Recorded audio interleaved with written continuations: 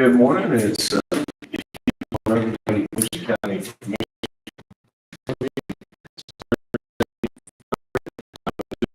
Roll call, please. Tim Atkinson, Present. Jim Marlowe, Present. Jim Racer. Present. All right, let's get started. Old business. We have the White Sewer credit. Mr. Kenny Ellis. And I think last time we had some conversation about that. Jim, could you bring us some information? I did. I went up and had a conversation with the officials from Pittsburgh and got clarification on this, that in a situation like we're talking about with a water leak, they also mentioned it happens occasionally with swimming pool repairs, that sort of thing, that these users in the White Ash area are being charged for sewer usage. But then because of our arrangement and that going back through Johnston City, and that's not showing up in their flow meter, and they're not asking for the water usage from White Ash, we did confirm that, or rather, that in effect, the county is then getting money to pay sewer that they're not being billed for. So I believe we need to approve these credits. The county is not writing a check on these credits. Pittsburgh is handling all of that. It's just if the board approves it, then they can process it that way. Okay. And any other comment or concern? I'll just say that I don't agree with that. Just I think that we're not in charge of that. So. Good, do you have a legal opinion on Yeah, this? so the issue is Pittsburgh bills on behalf of White Ash for the sewer on the basis of water usage, which is pretty standard for municipalities, water districts, et cetera, is that have the combined water and sewer. Is the idea is the consumption of water by a person is minimal, so therefore they just bill, the sewage rate is based upon the water consumption. In this situation, we've got a different sewage processing facility, which is Johnson City, but White Ash is using Pittsburgh to do their billing, and so is Johnson City. However, Johnson City then charges White Ash based upon their flow meter of actual sewage that goes into their system. So Commissioner Razor's correct in that the county is then receiving on the basis of bulk water usage, but then the sewer processing by Johnson City is based upon actual sewage processing.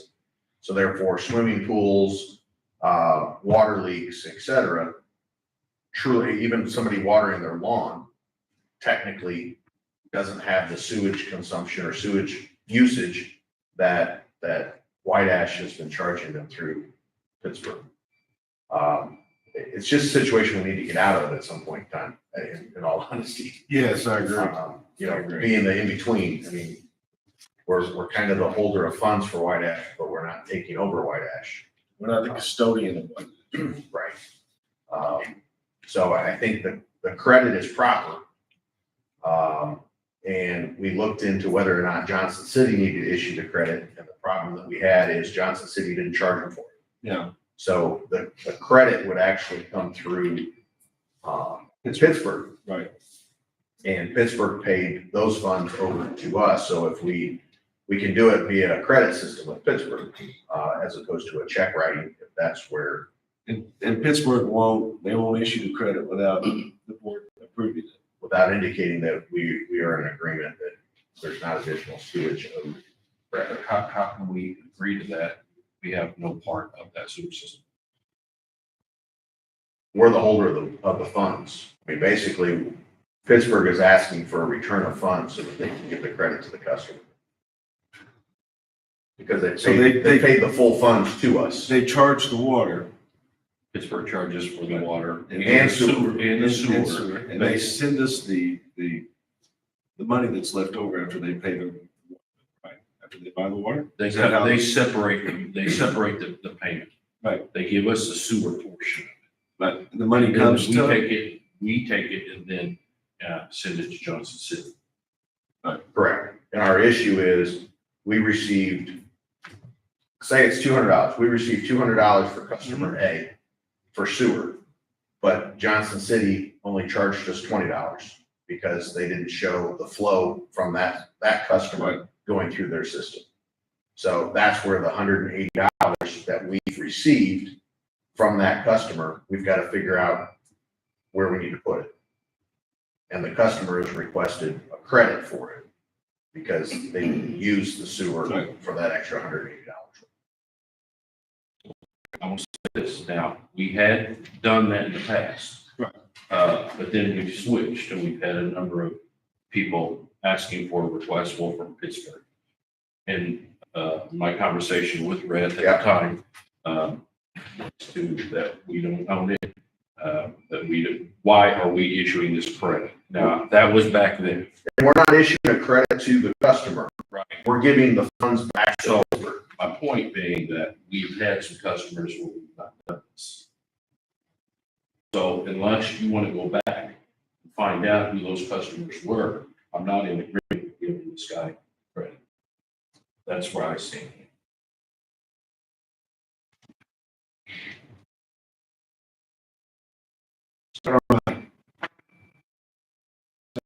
Money belongs to that customer, services they pay for. It belongs to Pittsburgh. And so we're the private customer. What I'm saying is ultimately, they pay. But Pittsburgh collects it. So my opinion is we need to give Pittsburgh back the money Yes. that we didn't have to pay sewage on. And if Pittsburgh decides They to can give do what the they credit want to the to. customer, Pittsburgh can give the credit to the customer. But we are getting the funds that we received from Pittsburgh back to Pittsburgh because we got this much. That's, we're not dealing with the customers. I can agree to We're that. dealing with Pittsburgh. I can And we're agree to dealing that. with Johnson City.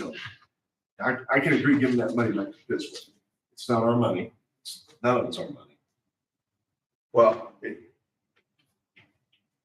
I We're holding understand, it. I understand what yes, Yes. but Pittsburgh, Johnson City charges us X dollars. Anything that we receive over X dollars should go back to Pittsburgh because we're not making money on this. We are just simply the funnel.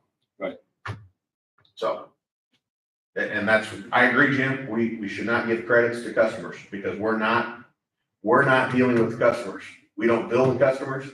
We don't receive money from the customers. We do receive from Pittsburgh. And if Pittsburgh believes that there's a credit that needs to be issued, they can issue the credit and they can ask us for the money back. They can- paid us. They And can that's all request they're doing. us to give them the money back.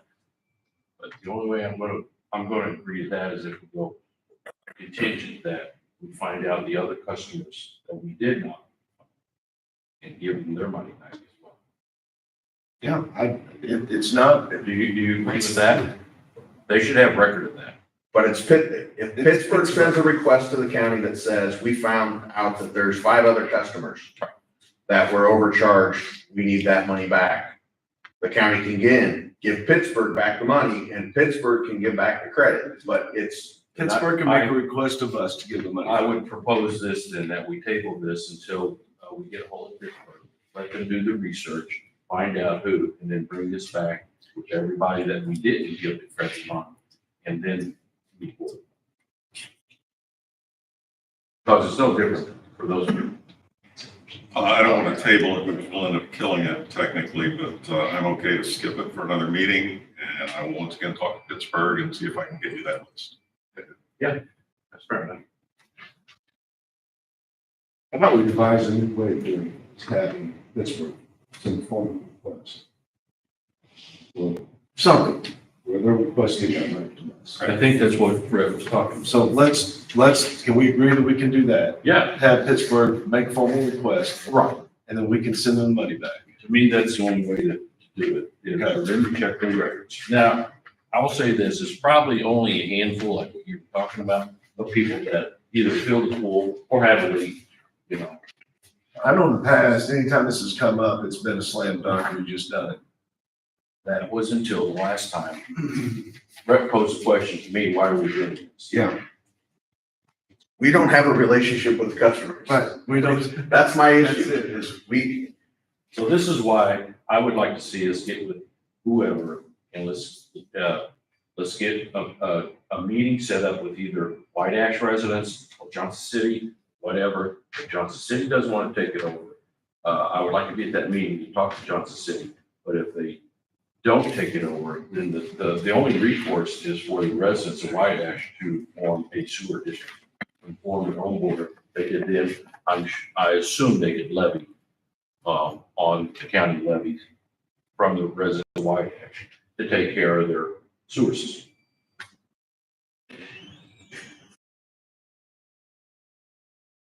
Okay, I'd like to hear what Brian has to say first before we go a whole lot further. Sure. Brian, usually I would have it down towards the ARPA because you have ARPA information. Yeah, the spreadsheet that I'd sent you and Ashley before, you Yeah. guys go pass that out. and Yeah, yes. Talk about where we're at. We're pretty much kind of a, say, done position with White Ash. Through inflation, if you recall, we saved a bunch of money. We didn't have to line sewers like we thought, but through inflation, our lift station jobs were more than we thought. That spreadsheet's not quite reflective, but the bottom dollar down there, we are 83,000. I need all my copies up. 83,680. Yeah, so that's basically of our budget, ARPA funding. That's what we have. I think we had incurred that number left. Now there was at Route 37, down there at the bottom, we say additional lining. That's not all comprehensive. There was some manholes that were pretty bad shape that need to be lined, not the sewers, but the manholes. And then we actually, there's a $170,000 number there that Kevin Scuda gave us a quote on. That actually included 2 or 3 repairs. There was a sewer that's broke under Route 37. It's probably gonna have to be rebored to fix that one completely. So basically some manhole lining and some sewer repairs, particularly 37 is that $170,000 number. So if you do the math without looking at it, there was like $107,000 what I calculated to complete that. $107,312 to complete that work. And based on what we found in the field and Kevin has seen as the contractor, that will be as buttoned up a system as we would have, rehab. And I don't know where you guys are with your detailing of your funds and what you've given out, if that's even an option, but we're in a pretty good position now other than that remaining work. So that was what I sat down with him and said, I need to know what, make sure that we think there's nothing that's going to be maintenance free. It's because we can do it right now that someone says, hey, you got a sewer system that's been rehab. That would be the last one I would. When do you think that work could be completed? I got the authorization and we found the money to do it. We just had the money to get a schedule. You know, Kevin is a pretty busy guy, but I would implore him. I know plenty of work. I know there's other contracts just with our firm. I get it, but as time goes on, then it seems like then there's another repair and another repair where you never get out of the situation. That's the part where there's maintenance. There are 3 lift stations there. There's probably going to always be, whether it's a sewer Right. district or Johnson City, there's always going to be a little bit of maintenance. But the maintenance part is where we need to cut. It's to either take it over or it's on its own. I mean, we need to get out of it. This is the part we know about. Yeah. Could foresee what could come happen. I understand. More than likely of the gravity, the sewer system, that's what we found with the manhole and the sewer. Most of your maintenance going forward, never would be mechanical, at your lift stations, which would be power, lightning strike or a fail when you got to pull it out and unclog. Understand. That's normal ongoing stuff. So, but those lift stations, we gutted them. They're good. The 3rd lift station is a can. It's a different type of design. It's a metal all enclosed. Can't remember the brand back in the day that did those. We bought 2 spare pumps that are at the county highway. Or something happens to those pumps, that'd be your biggest expense later on. But you bought that side, anybody took it over, they at least have replacement pumps when that happens. So it's 107,000 addition to 83,000. In addition to the original, Of which there's about 80,000.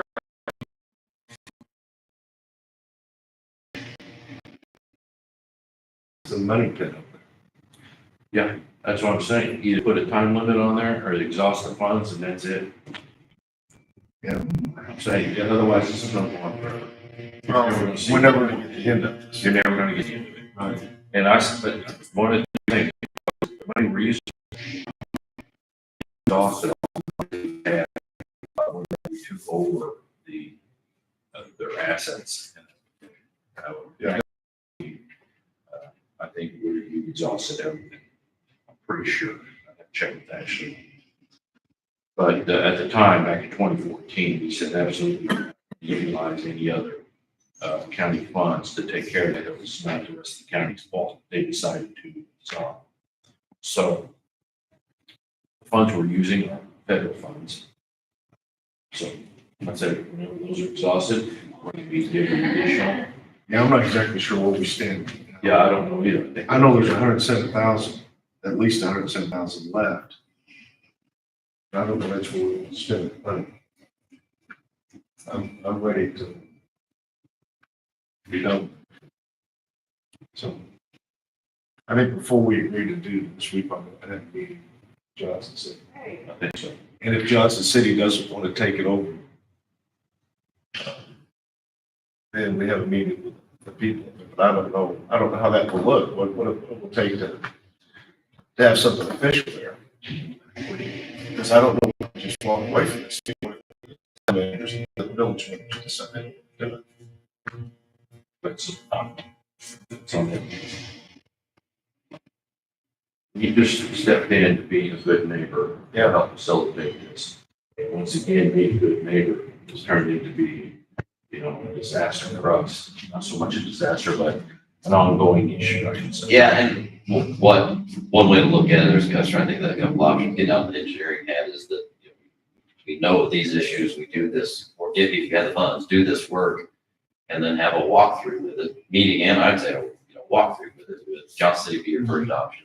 Pittsburgh was interested one time, I know they backed off and completely not, I don't know why, if it's a totally buttoned up system, they got the water there. Yeah. I've got systems where there's different water and sewer in the same area, it complicates things, you can work around it, but at one time they were interested, but if it's totally rehab, I'm sure why we wouldn't, other than just change the mind. There's a lot of misinformation as to why Pittsburgh may not want it and why Johnson City may not consider it. There's just a lot of misinformation and it stems from times past. Going forward, it's a new system, it's profitable. Johnson City's been making money on it all along.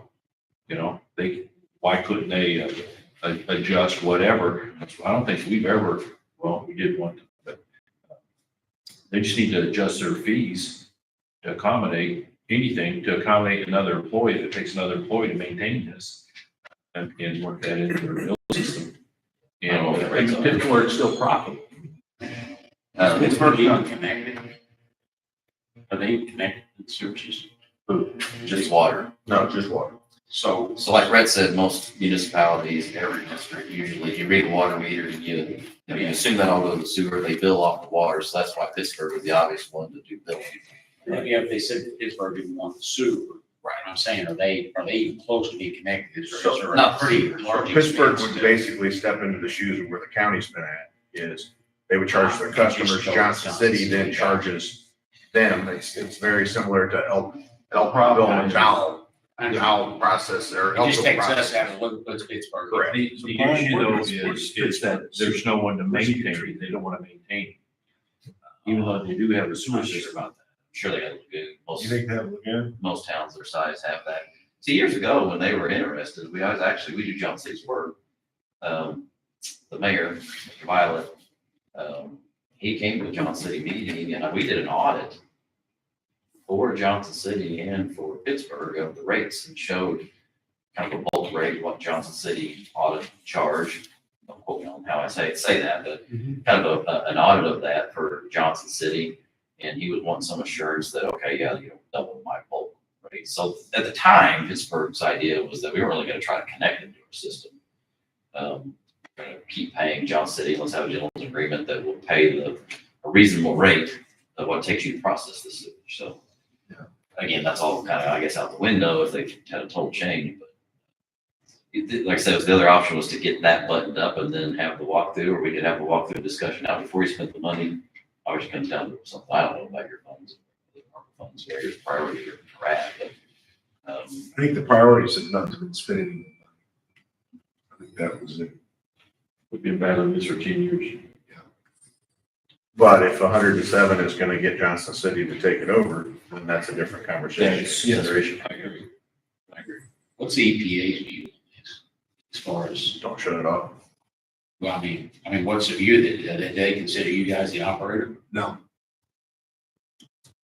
No, because when it was leaking, they were looking for somebody to find and they couldn't find us.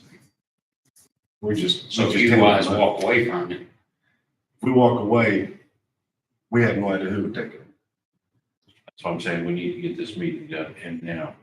With Johnson City and with White Ash, bring him in there. We did it originally. We had the White Ash residents here and we talked about it and everything. But this can't go on. No, it's got in. Okay, so I'll get a hold of you, we'll get along, see if we can get a hold of Johnson City and see if we can walk through that.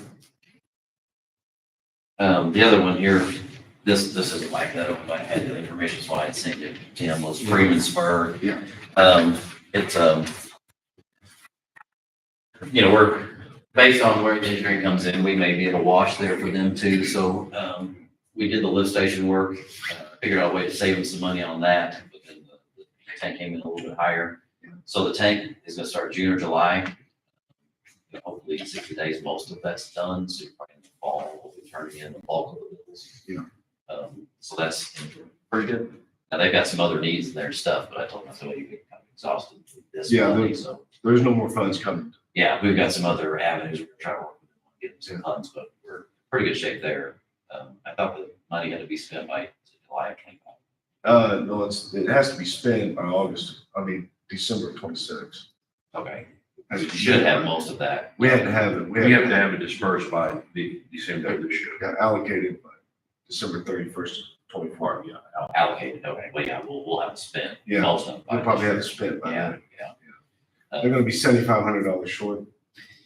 that depends on where engineering or we're budgeted. I'm gonna have a third party tank contractor do the inspections when it's up here and they're blasting and stuff like that, but, so that's that. Construction engineering, construction inspection, it was like 60,000, that's kind of an estimate. I'm hoping we're gonna need that money, we're coming pretty close. Have they reviewed, because I remember when we brought them in, we talked to them about what they were charging. They reviewed what they were charging for the rates. I don't know that they have. I just had to sit down with them today because they've got all kinds of little things going on and stuff, and told them you really need to look at funding a project to replace some of these mains and stuff like that. And part of that will be looking at rates. That's why I've asked them to send me your rate ordinance so I can look at it. So I'll kind of know, are they too low or reasonable or what? So, Yeah. because that'll come into play with funding a future project. I'm gonna throw this out there once again too. With this request, we've already denied one request for additional funding. Yeah. You're talking about the one for White Ash? Stellartown. No, are you talking Either one of This these, request. either one of these. Right, well, yeah, I think $7,500. I guess District maybe can come up with their own some of it, I think prioritize. I think White Ash should be greater than the others. You're in a different position with White Ash. Exactly. Well, Yeah. right. Yeah, I think Burnside, we're gonna have a final bill next month. That one's done. Might be what you're referring to, they came in. It was like they requested another 40 or something. And then Lakeside, I think that's the, I'm kind of outstanding with you guys. It's bidding June 6th. We've been waiting months on the kind of the attorney to work on easements and stuff. He's got what he can, we gotta get going. Yeah, but I think they're financially capable of. Yeah, they may, Additional yes, funds. between inflation on them and stuff too, we had a little bit left over that very small phase we had with them, but we've already kind of told them that if the bids come in higher than expected, we're gonna have to make a decision. Do we scale this back, the project back a little bit, or you pay for it? I think they're in a decent position financially. We're saying a little bit better for them. Yeah. Okay, Brian, you got anything else for us? That's it. Just let me know if you want to set something with Lakeside or what to do. Absolutely. I mean, White Ash. The White Ash, yeah. So, On the players and see what we can do. Thanks, Brian. Thank you so much, Brian. All Appreciate right, it. no problem. Get here. All right. See you guys.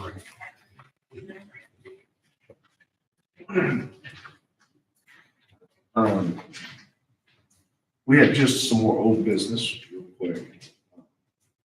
The grant writer grant that we got come in, we're ready to start funding that grant. I think we could start looking for a person to fill that position. Brett, you had maybe some ideas on how that person's salary would be paid for. Yeah, so sometimes what you'll see with grant funded position or grant writers themselves, you'll find that most of them will work upon a base salary and then a percentage of any grants that are brought in. Most of those grants that they apply for and qualify for have the ability to pay administrative expenses out of some of those grants. And so that's where the funding would essentially come from in some of that. And so that was just a thought of trying to figure out how to advertise this. If you wanted it to be just a flat salary amount, or if you wanted a salary plus language, or where you guys wanted it. Are we still budgeting for Celeste's position? Didn't we, in our Yeah, budget? It's been a while. I mean, we kept that a lot, that line item. right. And that was like 50 or 55. something. So that money was in. Yeah. And then also I think we took into consideration the grant that we knew that we were going to get during budgeting. So we knew we were going to get that. So that, like I said, that paperwork just come through. We sent it off yesterday. Brett, do we need to spell that out in the advertisement for this job? I think you would have more success in obtaining applicants if you had the compensation model put together. A grant writer doesn't have to be from the area, but could be from the, I mean, it really depends upon what the county's looking at, you know, as far as what type of productivity you want out of the person. I'm just telling you from an industry standard standpoint, that's generally what you'll see. What's the title that the old, that Kerry Menace has? He's a grant administrator. Is that the title? Gregory, I'm sorry. Director Gregory. Yeah, but I mean, Certified there was only like, grant there was like only two administrators. Right. I Grants think and there were very few. I forgot the title of it, that was in Williamson County. There were some outside of it. I think whoever we get, I think, I don't care if they're inside or outside, preferably inside. But I think certification, whatever. Make sure. So I think what we had budgeted for this was $62,500, which is what our grants were. And we had budget employee benefits as part of this. That's what we had grant. And this is a reimbursement type grant. So we need to spend the 62.5 at least. That's on top of 55 that we have. I think so, yeah, I think so, yeah. So I am for incentive-based compensation on this. I agree with that, yes. I agree. In theory, then you're more active to go find more grants because you're pulling more administrative fees, which means more compensation. I think you're going to get a lot more bang for the dollars we put in if we allow that. Yes. Don't just use the administrative fees to put back in what we're paying. So I am for a base plus in this position. And I know some of those grants, you can get them, but there's also a lot more work involved in it. And there are fees for an administrator. But it takes much more to find those grants. If they get a piece of that, I think you're right. We would find more grants to go after. Brett, you bring up something interesting, and I want to know if it's where you were leading or if I just heard it. Are we talking about the possibility of a remote worker, someone that's not even, say, in Illinois taking this? Well, again, I think that's up to the board. The initial draft job description that Julie had sent over indicated that it was, I think location indicated on-site or present. And so I think that's another issue that you need to address, as to whether or not you do or you don't. I don't know that I don't know if it's a necessity if you've got part of their compensation based upon productivity. You don't need to watch the person because they're either gonna be successful in grant writing and increase their salary or they're not. You get the right person, they can do some darn good work. You get to, as opposed to the percent, it's kind of, as you call it, the incentive. But I think the two, I think we need to maybe look at the percent and adjust it to the level of the grant. It's not a straight across the. Not straight across. Yeah, the mechanics of that, doesn't really matter to me. How we do that. So, I wouldn't be open to any of that. Would, yeah.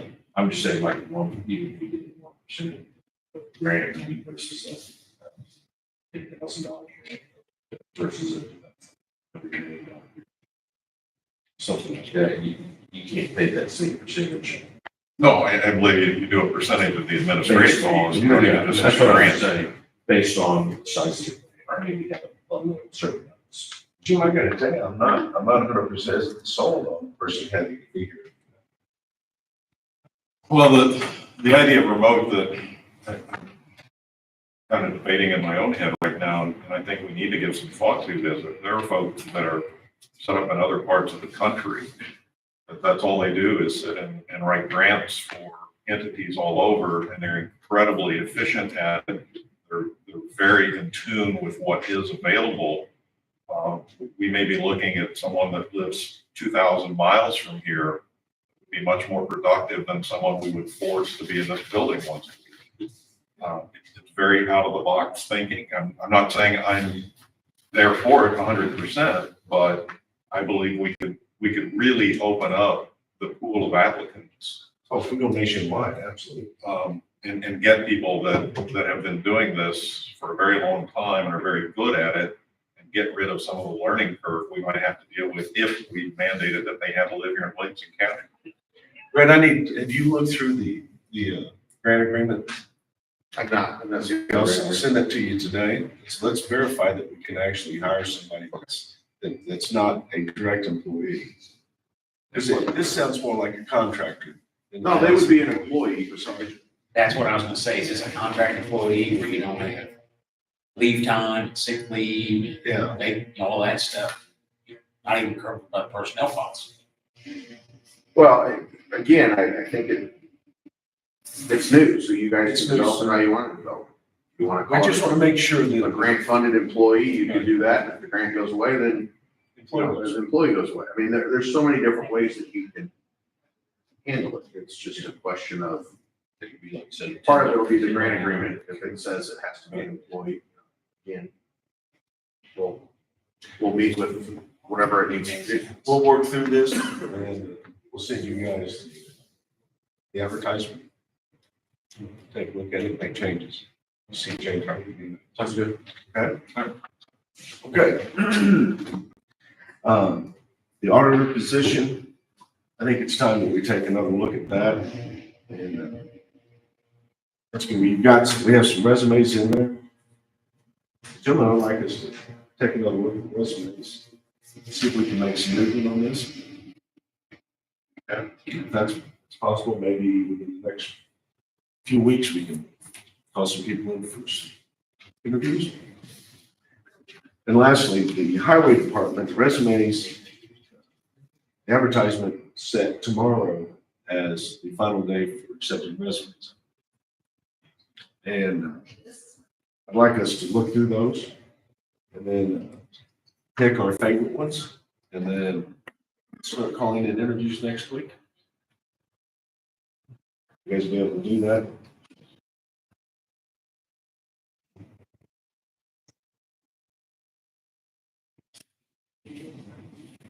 In the past, commissioners have picked 2 or 3 or 4 and then compare it.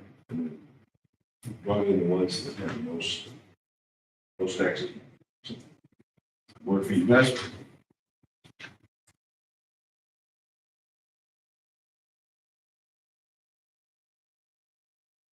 Don't have a meeting set up for next week. Well, that is, Right.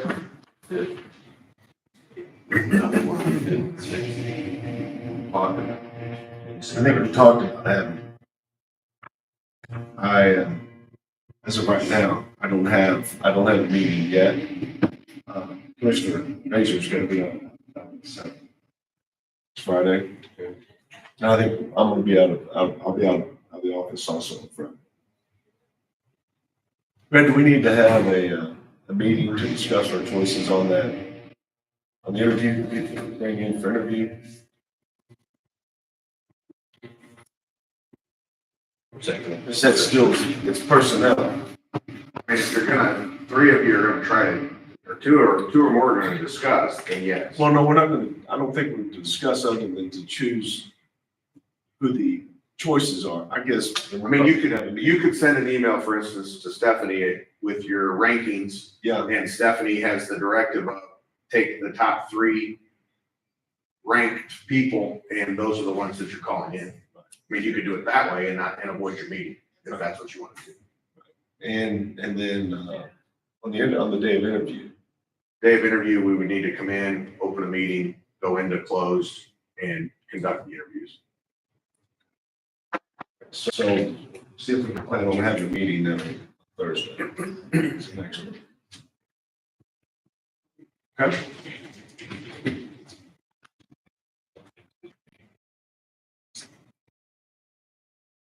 It's June 6th.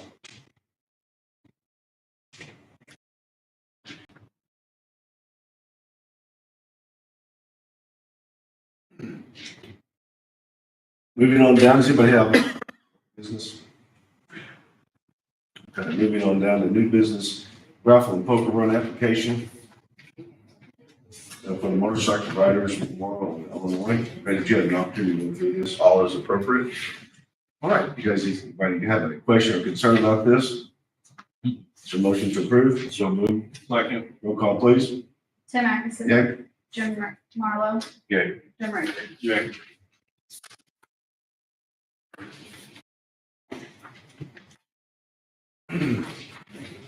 All right, the elected county officials salary resolution.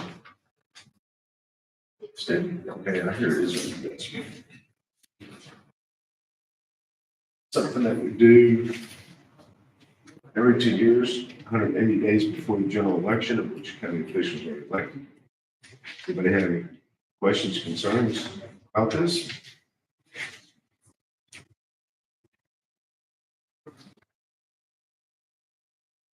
Move to approve resolution 24-05-30-74, setting the elected county official salaries. Second, roll call, please. Tim Atkinson. Yay. Jim Riker. Yay. Jim Marlowe. abstain.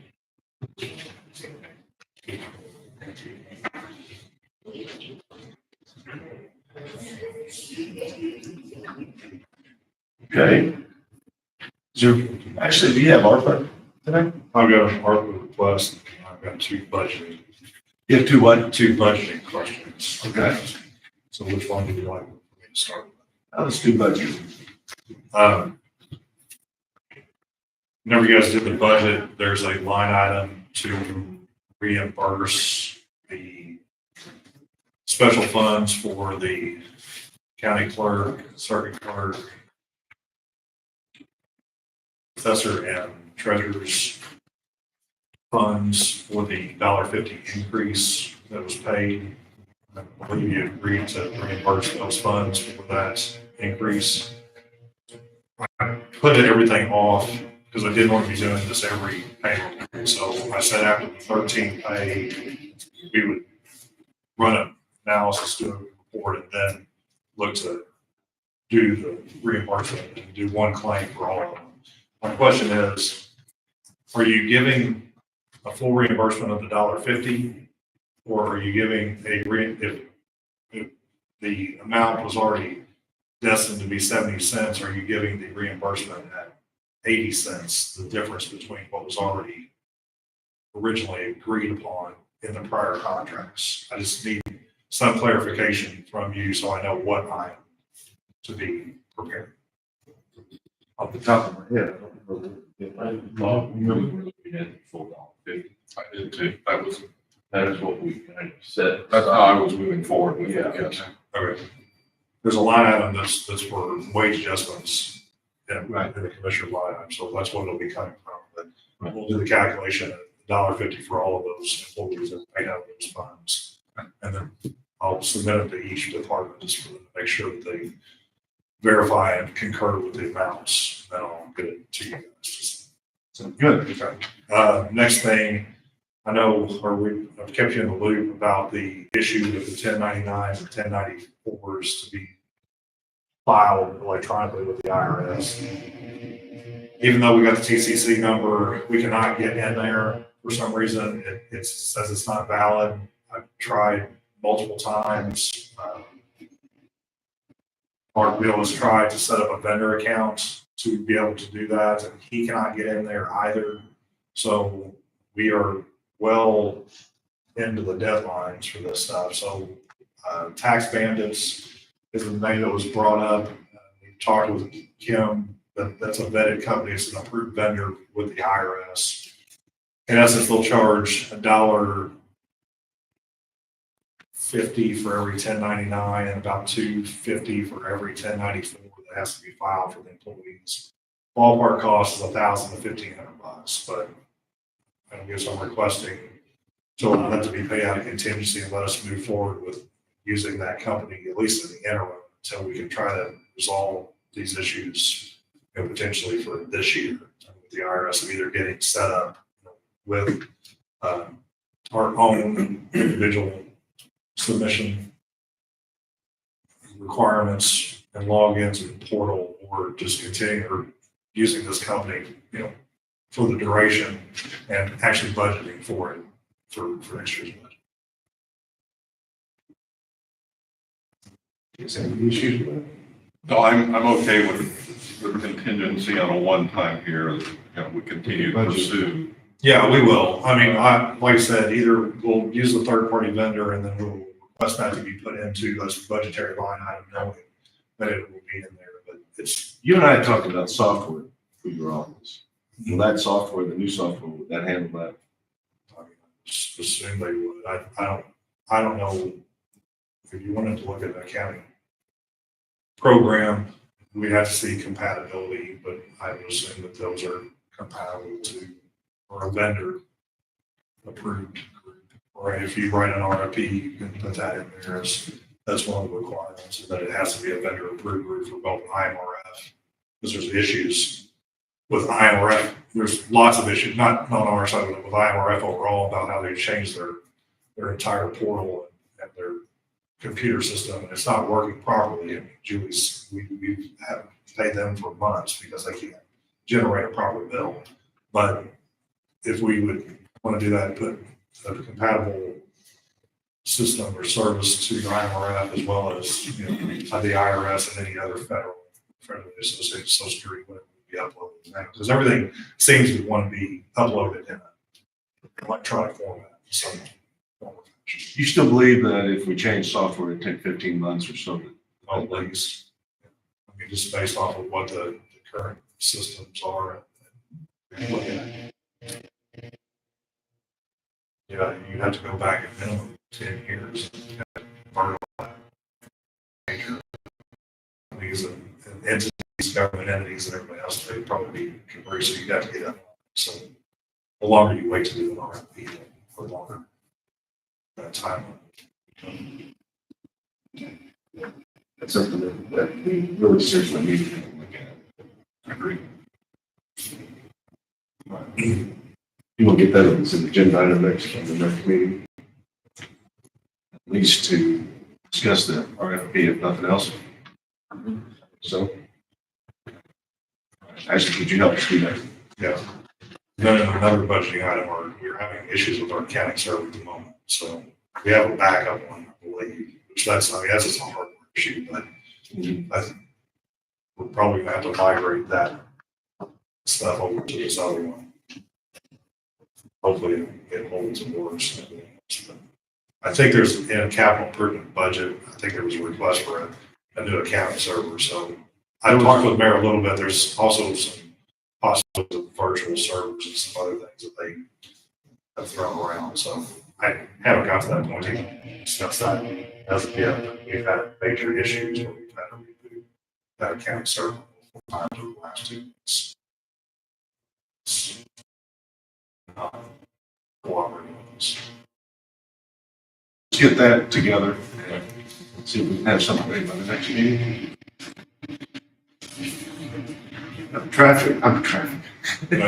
Travel reimbursement for Commissioner Marlowe. Jim, where'd you go to? That was Springfield. Springfield UCCI meeting? UCCI meeting, yes. They will reimburse for the mileage and for the reimbursement as well. Yeah. Probably. Okay, so you had 376 miles for $251.92 and lodging for $218.09. That was the Hotel, where they had apartments. and that is above the total that we usually have, yes. But you have no choice on those, that's what they charge. For a total amount of $470.01. Make a motion to approve travel reimbursement to Commissioner Marlowe for $470.01. Roll call, please. Tim Atkinson. Yeah. Jim Marlowe. Abstain. Jim Ricer. Yeah. Gentlemen, that is all I I had have. Article 1, like one article. Oh. Okay, bring your ARPA request. Let's take care of that in a minute. Sure. All right, so this is Marion Park District. This is their second final payout for the resurfacing of the Board Mtg surface that they put in Jones and Ashley Park. So total award amount was $50,638. First one was $30,504. The invoices that they have are for $20,336, but there's $20,134 the grant itself. So I've got it all laid out as in depth as possible since I'm the park board president. That was really like that. But system, everything is done. The Board Place surfaces are done at both of these parks. It looks really neat. And with that money that they got for that, we got for that, so we were able to redo the entire Board Place surface for that inclusive playground. Took out all re-engineered with fiber. Totally. Did, which would probably be 60% or 60% of that Board Place surface. So it looks amazing. Kids love it. Parents love it. It's great. Yeah, it turned out very nice. Done a good job. Yeah, thank you. We try. The only thing I have is, Tuesday, I cut an ad with WJF about the countywide cleanup day, the running down and he's on charge on. So they're just running it throughout the day. I've got a few phone calls. I guess, one of the issues is we put on the white goods. I think we should change that to appliances. Yeah. Call out. Say it was still microwave, we would take it because it's not white. Always it's pink. So we take green refrigeration. What day was that again? Saturday, June the 8th from 8 AM to 12 noon. And list of items are on our website. And on the ad that runs, people give my phone number so people can answer any questions. All right, does anybody have anything else for today's meeting? Is there a motion to adjourn? So move. Second. Roll call, please. Tim Atkinson. Jim Marlowe. Yes. Jim Ricer.